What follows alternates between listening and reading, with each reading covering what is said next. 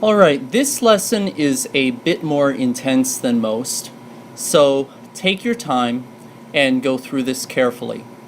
If there's any part of the previous lessons that you're still stuck on, please go back and re-watch that material because you will need everything you've learned up until now to understand this lesson.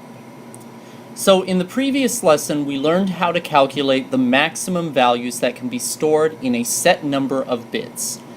For example, we learned that if given 16 bits of storage space, which is 2 bytes, the highest integer number that can be stored is 65,535, which is 2 to the power of 16 minus 1. Here, I want to expand on this a bit more. Let's consider that we still have 2 bytes to work with, 16 bits, but we want to store both positive and negative numbers. You should remember from previous lessons that this means we need to have a sign bit. The purpose of this lesson is to show you how to calculate the minimum and maximum values for signed integers. You should remember from previous lessons that using a sign bit cuts in half the total numbers that can be represented. But you are now able to count in 2 directions, positive and negative. Let's examine the situation when we have 4 bits to work with, and one of those bits is a sign bit. Remember from the previous lesson that the total number of possibilities that can be stored in 4 bits is 16 total possibilities.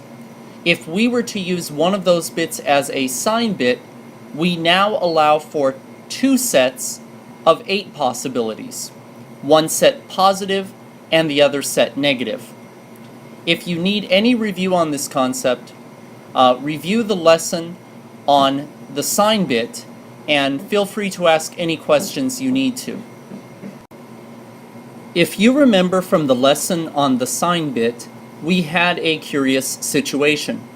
We had a positive 0 and a negative 0. This is not very efficient since we are wasting a value, since we only need to represent 0 in one way. So this is the table that I showed you in that lesson, where we start at 0 and we count to 7, and then we do it again with negative numbers, again starting at 0 and counting to negative 7. If we choose to not use 0 twice, then that frees up an extra value that we can use. We could set this extra value to anything we want. If we wanted to, we could set it to negative 8, and then our method would make it possible to show all the numbers from negative 8 through positive 7. Also, this makes sense because for the extra value, the sign bit is already set to indicate that this is a negative number. Of course, this creates problems if you want to easily be able to add or subtract or perform other mathematical operations using this system, but we will get to that later. The exact mechanism by which this is done is still outside of the scope of this lesson, and the example I'm showing you here is for demonstrative purposes only. So I want you to remember the idea here is that you have 0 and then you effectively have negative 0, and so what we're saying is since we already have 0 once, we're going to do something different with this value, and because this bit, which if you remember is the sign bit, since it's already set to 1, then what we're going to do is we're going to make this number negative, which means now that we have a total of 7 positive numbers, not including 0, and we'll have a total of 8 negative numbers. Because this isn't going to be 0, we're going to make it something else. Keep in mind that we will have exactly half of our values have the sign bit set to 0, and exactly half of the values have the sign bit set to 1. However, one of the values where the sign bit is set to 0 is going to be 0. And the corresponding value where the sign bit is set to 1 is not going to be 0, because setting it to 0 would be effectively wasting a value. We want to use that value for something else. So let me show you a table that makes this more clear. With any number of bits, you're going to always start with 0, which is setting every bit to 0. And then you count 1, 2, and so on until you have filled up every single bit except the sign bit, which is going to stay 0 to indicate that it is a positive number. When the sign bit is not 0, when the sign bit is set to 1, then you're going to have negative numbers.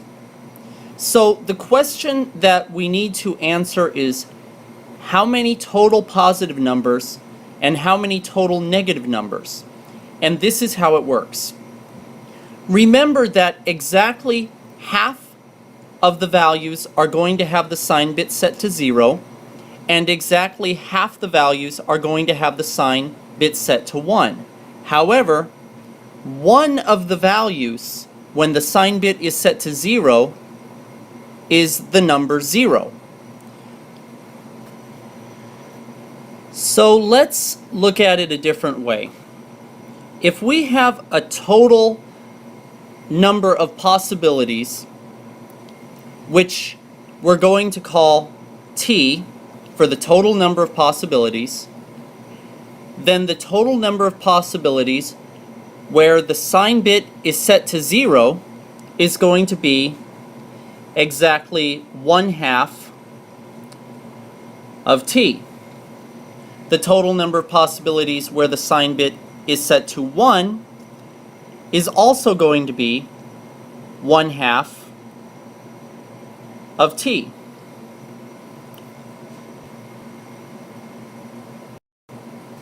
Now, of course, another way of saying 1/2 of t is just to say t divided by 2.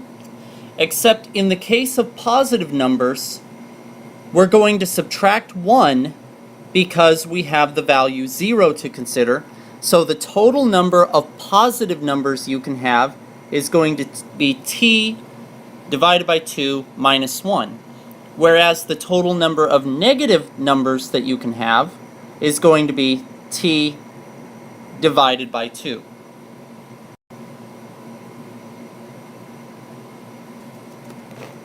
Alright, so for signed integer values, the maximum value for positive numbers is going to be the total number of possibilities divided by 2 and then subtract 1 in order to account for 0.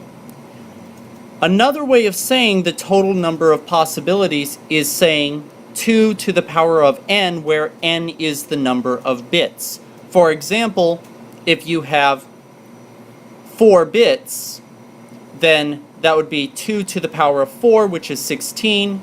Half of 16 would give us 8, and then 8 minus 1 gives us 7. And so the greatest number that we can store in 4 bits, if it is a signed value for positive numbers, is the number 7. For negative numbers, the minimum value is the total number of possibilities divided by 2, but make that into a negative number. And another way of saying that is, of course, the total number of possibilities divided by negative 2. And another way of saying that, because the total number of possibilities is 2 to the power of n, where n is the number of bits, you could just simply say 2 to the power of n divided by negative 2 will give you your lowest possible negative number. Alright, so let's look at this example when we have 16 bits, which is 2 bytes. That means we have 65,536 total possibilities, of which half of those possibilities, meaning 32,768, will have the sign bit set to 0, and half of those possibilities will have the sign bit set to 1.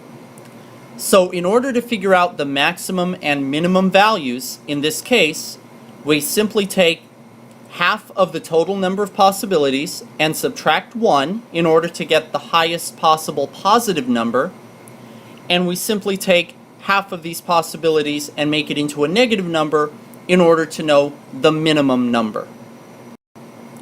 At this point, given any number of bits, you should be able to know how to calculate the total number of possibilities, the highest possible positive number if it is signed or unsigned, and the lowest possible negative number if it is signed.